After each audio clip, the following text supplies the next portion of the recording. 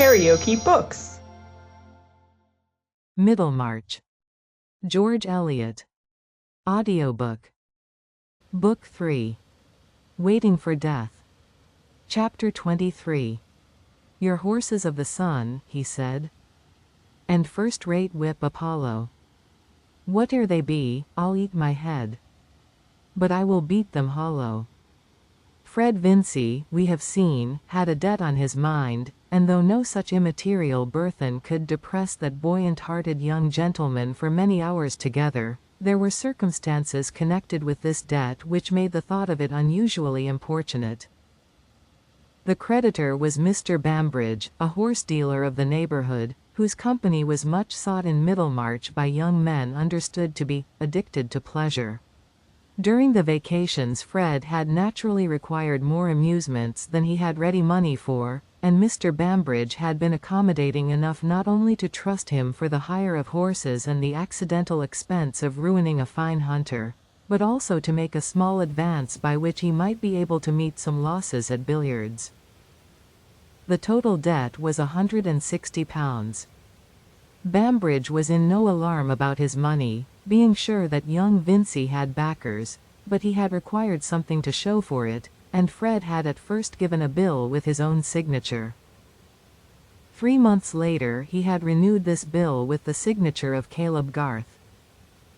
On both occasions Fred had felt confident that he should meet the bill himself, having ample funds at disposal in his own hopefulness. You will hardly demand that his confidence should have a basis in external facts. Such confidence, we know, is something less coarse and materialistic. It is a comfortable disposition leading us to expect that the wisdom of Providence or the folly of our friends, the mysteries of luck or the still greater mystery of our high individual value in the universe, will bring about agreeable issues, such as are consistent with our good taste in costume, and our general preference for the best style of thing. Fred felt sure that he should have a present from his uncle, that he should have a run of luck, that by dint of swapping, he should gradually metamorphose a horse worth £40 into a horse that would fetch 100 at any moment, judgment being always equivalent to an unspecified sum in hard cash. And in any case, even supposing negations which only a morbid distrust could imagine, Fred had always, at that time, his father's pocket as a last resource, so that his assets of hopefulness had a sort of gorgeous superfluity about them. Of what might be the capacity of his father's pocket, Fred had only a vague notion. Was not trade elastic? And would not the deficiencies of one year be made up for by the surplus of another? The Vincys lived in an easy profuse way, not with any new ostentation, but according to the family habits and traditions, so that the children had no standard of economy, and the elder ones retained some of their infantine notion that their father might pay for anything if he would. Mr. Vincy himself had expensive Middlemarch habits, spent money on coursing, on his cellar, and on dinner-giving, while Mamma had those running accounts with tradespeople, which give a cheerful sense of getting everything one wants without any question of payment. But it was in the nature of fathers, Fred knew, to bully one about expenses. There was always a little storm over his extravagance if he had to disclose a debt, and Fred disliked bad weather within doors. He was too filial to be disrespectful to his father, and he bore the thunder with the certainty that it was transient. But in the meantime it was disagreeable to see his mother cry, and also to be obliged to look sulky instead of having fun, for Fred was so good-tempered that if he looked glum under scolding, it was chiefly for propriety's sake. The easier course, plainly, was to renew the bill with a friend's signature. Why not?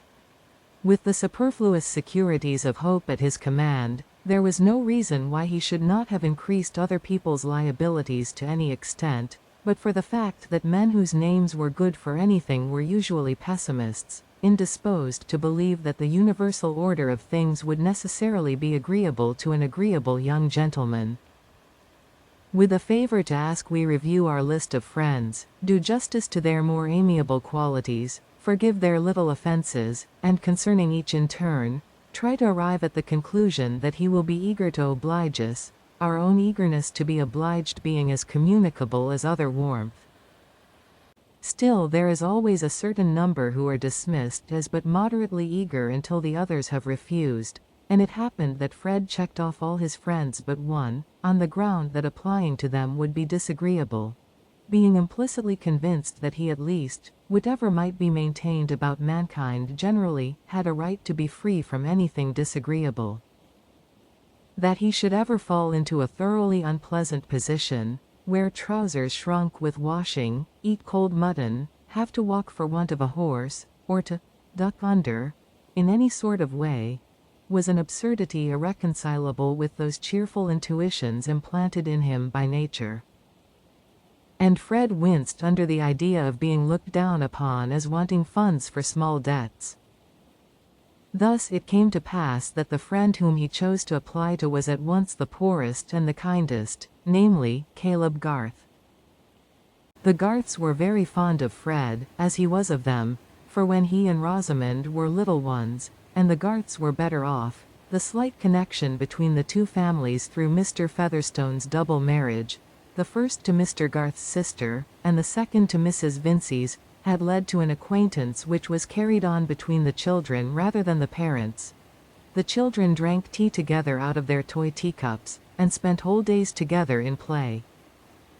Mary was a little hoyden, and Fred at 6 years old thought her the nicest girl in the world, making her his wife with a brass ring which he had cut from an umbrella. Through all the stages of his education he had kept his affection for the Garths, and his habit of going to their house as a second home, though any intercourse between them and the elders of his family had long ceased. Even when Caleb Garth was prosperous, the Vinceys were on condescending terms with him and his wife, for there were nice distinctions of rank in Middlemarch, and though old manufacturers could not any more than dukes be connected with none but equals, they were conscious of an inherent social superiority which was defined with great nicety in practice, though hardly expressible theoretically. Since then Mr. Garth had failed in the building business, which he had unfortunately added to his other avocations of surveyor, valuer, and agent, had conducted that business for a time entirely for the benefit of his assignees, and had been living narrowly, exerting himself to the utmost that he might after all pay 20 shillings in the pound. He had now achieved this, and from all who did not think it a bad precedent, his honourable exertions had won him due esteem, but in no part of the world is genteel visiting founded on esteem, in the absence of suitable furniture and complete dinner service. Mrs. Vincey had never been at her ease with Mrs. Garth, and frequently spoke of her as a woman who had had to work for her bread, meaning that Mrs. Garth had been a teacher before her marriage, in which case an intimacy with Lindley Murray and Mangnall's questions was something like a draper's discrimination of calico trademarks, or a courier's acquaintance with foreign countries. No woman who was better off needed that sort of thing. And since Mary had been keeping Mr. Featherstone's house, Mrs. Vincey's want of liking for the Garths had been converted into something more positive, by alarm lest Fred should engage himself to this plain girl, whose parents lived in such a small way. Fred, being aware of this, never spoke at home of his visits to Mrs. Garth, which had of late become more frequent, the increasing ardour of his affection for Mary inclining him the more towards those who belonged to her. Mr. Garth had a small office in the town, and to this Fred went with his request. He obtained it without much difficulty, for a large amount of painful experience had not sufficed to make Caleb Garth cautious about his own affairs, or distrustful of his fellow men when they had not proved themselves untrustworthy, and he had the highest opinion of Fred, was sure the lad would turn out well, an open affectionate fellow, with a good bottom to his character. You might trust him for anything. Such was Caleb's psychological argument. He was one of those rare men who are rigid to themselves and indulgent to others. He had a certain shame about his neighbours' errors, and never spoke of them willingly, hence he was not likely to divert his mind from the best mode of hardening timber and other ingenious devices in order to preconceive those errors. If he had to blame anyone, it was necessary for him to move all the papers within his reach, or describe various diagrams with his stick, or make calculations with the odd money in his pocket, before he could begin, and he would rather do other men's work than find fault with their doing. I fear he was a bad disciplinarian. When Fred stated the circumstances of his debt, his wish to meet it without troubling his father, and the certainty that the money would be forthcoming so as to cause no one any inconvenience, Caleb pushed his spectacles upward, listened, looked into his favorite's clear young eyes, and believed him, not distinguishing confidence about the future from veracity about the past, but he felt that it was an occasion for a friendly hint as to conduct, and that before giving his signature he must give a rather strong admonition. Accordingly, he took the paper and lowered his spectacles, measured the space at his command, reached his pen and examined it, dipped it in the ink and examined it again, then pushed the paper a little way from him, lifted up his spectacles again, showed a deepened depression in the outer angle of his bushy eyebrows, which gave his face a peculiar mildness. Pardon these details for once. You would have learned to love them if you had known Caleb Garth, and said in a comfortable tone, "It was a misfortune, that breaking the horse's knees?" And then, these exchanges, they don't answer when you have cute jockeys to deal with. You'll be wiser another time, my boy. Whereupon Caleb drew down his spectacles, and proceeded to write his signature with the care which he always gave to that performance, for whatever he did in the way of business he did well. He contemplated the large well-proportioned letters and final flourish, with his head a trifle on one side for an instant, then handed it to Fred, said, "Good-bye," and returned forthwith to his absorption in a plan for Sir James Chetham's new farm buildings. Either because his interest in this work thrust the incident of the signature from his memory, or for some reason of which Caleb was more conscious, Mrs. Garth remained ignorant of the affair. Since it occurred, a change had come over Fred's sky, which altered his view of the distance, and was the reason why his Uncle Featherstone's present of money was of importance enough to make his color come and go, first with a too definite expectation, and afterwards with a proportionate disappointment. His failure in passing his examination had made his accumulation of college debts the more unpardonable by his father, and there had been an unprecedented storm at home. Mr. Vincey had sworn that if he had anything more of that sort to put up with, Fred should turn out and get his living how he could, and he had never yet quite recovered his good-humored tone to his son, who had especially enraged him by saying at this stage of things that he did not want to be a clergyman, and would rather not go on with that. Fred was conscious that he would have been yet more severely dealt with if his family as well as himself had not secretly regarded him as Mr. Featherstone's heir. That old gentleman's pride in him, and apparent fondness for him, serving in the stead of more exemplary conduct, just as when a youthful nobleman steals jewelry we call the act kleptomania, speak of it with a philosophical smile, and never think of his being sent to the house of correction as if he were a ragged boy who had stolen turnips. In fact, tacit expectations of what would be done for him by Uncle Featherstone determined the angle at which most people viewed Fred Vincey in Middlemarch, and in his own consciousness, what Uncle Featherstone would do for him in an emergency, or what he would do simply as an incorporated luck, formed always an immeasurable depth of aerial perspective. But that present of bank notes, once made, was measurable, and being applied to the amount of the debt, showed a deficit which had still to be filled up either by Fred's judgment, or by luck in some other shape. For that little episode of the alleged borrowing, in which he had made his father the agent in getting the Bulstrode certificate, was a new reason against going to his father for money towards meeting his actual debt. Fred was keen enough to foresee that anger would confuse distinctions, and that his denial of having borrowed expressly on the strength of his uncle's will would be taken as a falsehood. He had gone to his father and told him one vexatious affair, and he had left another untold. In such cases the complete revelation always produces the impression of a previous duplicity. Now Fred piqued himself on keeping clear of lies, and even fibs. He often shrugged his shoulders and made a significant grimace at what he called Rosamond's fibs. It is only brothers who can associate such ideas with a lovely girl, and rather than incur the accusation of falsehood, he would even incur some trouble and self-restraint. It was under strong inward pressure of this kind that Fred had taken the wise step of depositing the £80 with his mother. It was a pity that he had not at once given them to Mr. Garth, but he meant to make the sum complete with another 60, and with a view to this, he had kept £20 in his own pocket as a sort of seed corn, which, planted by judgment, and watered by luck, might yield more than threefold, a very poor rate of multiplication when the field is a young gentleman's infinite soul, with all the numerals at command. Fred was not a gambler. He had not that specific disease in which the suspension of the whole nervous energy on a chance or risk becomes as necessary as the dram to the drunkard.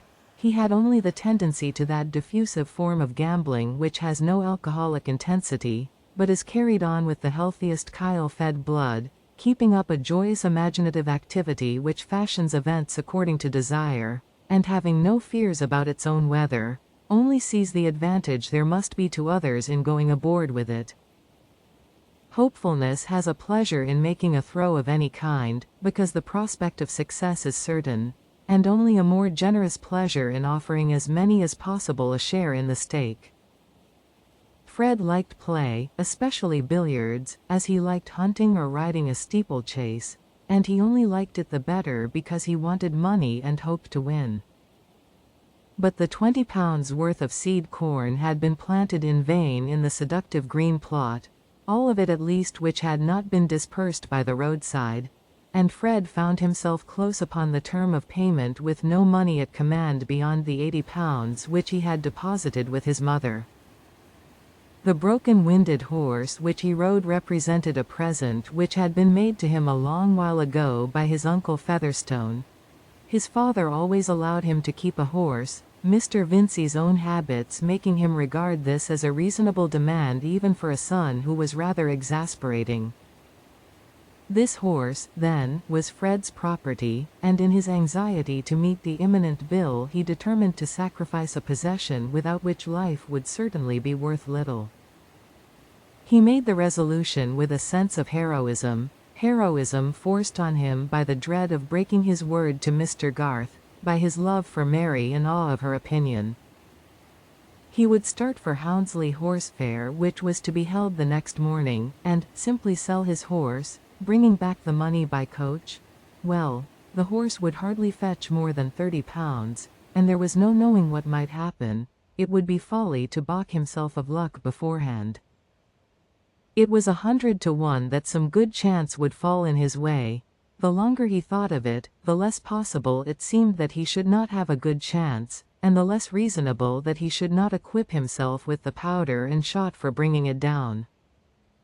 He would ride to Houndsley with Bambridge and with Horrocks, the vet, and without asking them anything expressly, he should virtually get the benefit of their opinion. Before he set out, Fred got the £80 from his mother. Most of those who saw Fred riding out of Middlemarch in company with Bambridge and Horrocks, on his way of course to Houndsley Horse Fair, thought that young Vincey was pleasure-seeking as usual, and but for an unwonted consciousness of grave matters on hand, he himself would have had a sense of dissipation, and of doing what might be expected of a gay young fellow. Considering that Fred was not at all coarse, that he rather looked down on the manners and speech of young men who had not been to the university, and that he had written stanzas as pastoral and unvoluptuous as his flute-playing, his attraction towards Bambridge and Horrocks was an interesting fact which even the love of horseflesh would not wholly account for without that mysterious influence of naming which determinates so much of mortal choice. Under any other name than pleasure, the society of Messrs. Bambridge and Horrocks must certainly have been regarded as monotonous, and to arrive with them at Houndsley on a drizzling afternoon, to get down at the Red Lion in a street shaded with coal dust, and dine in a room furnished with a dirt-enamelled map of the county, a bad portrait of an anonymous horse in a stable, His Majesty George IV with legs and cravat, and various leaden spittoons, might have seemed a hard business, but for the sustaining power of nomenclature which determined that the pursuit of these things was gay. In Mr. Horrocks there was certainly an apparent unfathomableness which offered play to the imagination. Costume, at a glance, gave him a thrilling association with horses, enough to specify the hat brim which took the slightest upward angle just to escape the suspicion of bending downwards, and nature had given him a face which, by dint of Mongolian eyes, and a nose, mouth, and chin seeming to follow his hat brim in a moderate inclination upwards, gave the effect of a subdued unchangeable skeptical smile, of all expressions the most tyrannous over a susceptible mind, and, when accompanied by adequate silence, likely to create the reputation of an invincible understanding, an infinite fund of humor, too dry to flow, and probably in a state of immovable crust, and a critical judgment which, if you could ever be fortunate enough to know it, would be the thing and no other. It is a physiognomy seen in all vocations, but perhaps it has never been more powerful over the youth of England than in a judge of horses. Mr. Horrocks, at a question from Fred about his horse's fetlock, turned sideways in his saddle, and watched the horse's action for the space of 3 minutes, then turned forward, twitched his own bridle, and remained silent with a profile neither more nor less skeptical than it had been. The part thus played in dialogue by Mr. Horrocks was terribly effective. A mixture of passions was excited in Fred, a mad desire to thrash Horrocks' opinion into utterance, restrained by anxiety to retain the advantage of his friendship. There was always the chance that Horrocks might say something quite invaluable at the right moment. Mr. Bambridge had more open manners, and appeared to give forth his ideas without economy. He was loud, robust, and was sometimes spoken of as being given to indulgence, chiefly in swearing, drinking, and beating his wife. Some people who had lost by him called him a vicious man, but he regarded horse dealing as the finest of the arts, and might have argued plausibly that it had nothing to do with morality. He was undeniably a prosperous man, bore his drinking better than others bore their moderation, and, on the whole, flourished like the green bay tree. But his range of conversation was limited, and like the fine old tune, drops of brandy, gave you after a while a sense of returning upon itself in a way that might make weak heads dizzy. But a slight infusion of Mr. Bambridge was felt to give tone and character to several circles in Middlemarch, and he was a distinguished figure in the bar and billiard room at the Green Dragon. He knew some anecdotes about the heroes of the turf, and various clever tricks of marquises and viscounts which seemed to prove that blood asserted its pre-eminence even among black legs. But the minute retentiveness of his memory was chiefly shown about the horses he had himself bought and sold, the number of miles they would trot you in no time without turning a hair being, after the lapse of years, still a subject of passionate asseveration, in which he would assist the imagination of his hearers by solemnly swearing that they never saw anything like it. In short, Mr. Bambridge was a man of pleasure and a gay companion. Fred was subtle, and did not tell his friends that he was going to Houndsley bent on selling his horse. He wished to get indirectly at their genuine opinion of its value, not being aware that a genuine opinion was the last thing likely to be extracted from such eminent critics. It was not Mr. Bambridge's weakness to be a gratuitous flatterer. He had never before been so much struck with the fact that this unfortunate bay was a roarer to a degree which required the roundest word for perdition to give you any idea of it. You made a bad hand at swapping when you went to anybody but me, Vincey. Why, you never threw your leg across a finer horse than that chestnut, and you gave him for this brute. If you set him cantering, he goes on like 20 sawyers. I never heard but one worse roarer in my life, and that was a roan.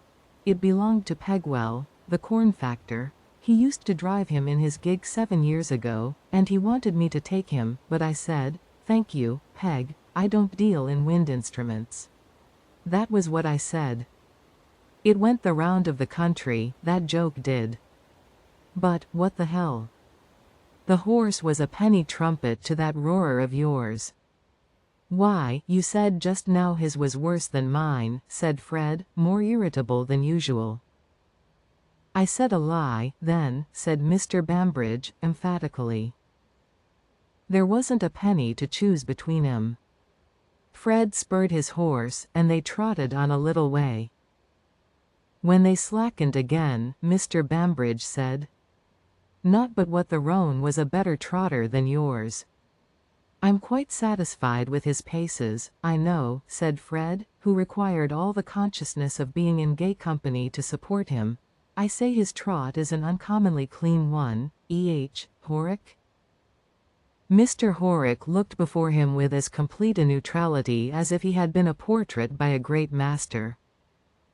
Fred gave up the fallacious hope of getting a genuine opinion, but on reflection he saw that Bambridge's depreciation and Horrock's silence were both virtually encouraging, and indicated that they thought better of the horse than they chose to say.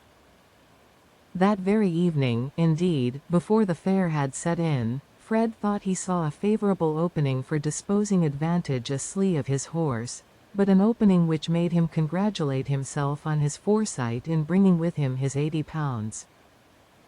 A young farmer, acquainted with Mr. Bambridge, came into the Red Lion, and entered into conversation about parting with a hunter, which he introduced at once as Diamond, implying that it was a public character. For himself he only wanted a useful hack, which would draw upon occasion, being about to marry and to give up hunting. The hunter was in a friend's stable at some little distance. There was still time for gentlemen to see it before dark. The friend's stable had to be reached through a back street where you might as easily have been poisoned without expense of drugs as in any grim street of that unsanitary period. Fred was not fortified against disgust by brandy, as his companions were, but the hope of having at last seen the horse that would enable him to make money was exhilarating enough to lead him over the same ground again the first thing in the morning. He felt sure that if he did not come to a bargain with the farmer, Bambridge would, for the stress of circumstances, Fred felt, was sharpening his acuteness and endowing him with all the constructive power of suspicion. Bambridge had run down Diamond in a way that he never would have done, the horse being a friend's, if he had not thought of buying it. Everyone who looked at the animal, even Horrock, was evidently impressed with its merit. To get all the advantage of being with men of this sort, you must know how to draw your inferences, and not be a spoon who takes things literally. The color of the horse was a dappled grey, and Fred happened to know that Lord Medlicote's man was on the lookout for just such a horse. After all his running down, Bambridge let it out in the course of the evening, when the farmer was absent, that he had seen worse horses go for £80. Of course he contradicted himself 20 times over, but when you know what is likely to be true you can test a man's admissions. And Fred could not but reckon his own judgment of a horse as worth something. The farmer had paused over Fred's respectable though broken-winded steed long enough to show that he thought it worth consideration, and it seemed probable that he would take it, with £25 in addition, as the equivalent of Diamond.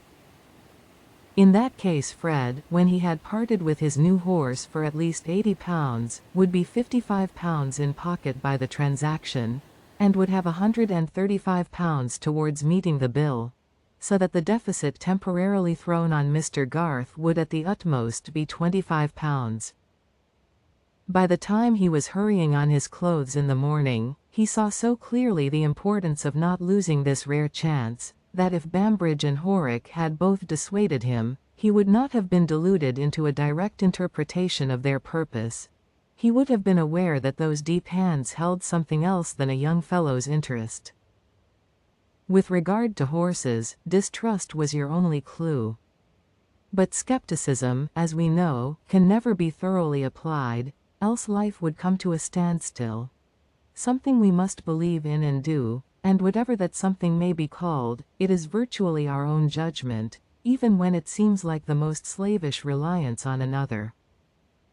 Fred believed in the excellence of his bargain, and even before the fare had well set in, had got possession of the dappled grey, at the price of his old horse and £30 in addition, only £5 more than he had expected to give. But he felt a little worried and wearied, perhaps with mental debate, and without waiting for the further gaieties of the horse fair, he set out alone on his 14 miles journey, meaning to take it very quietly and keep his horse fresh.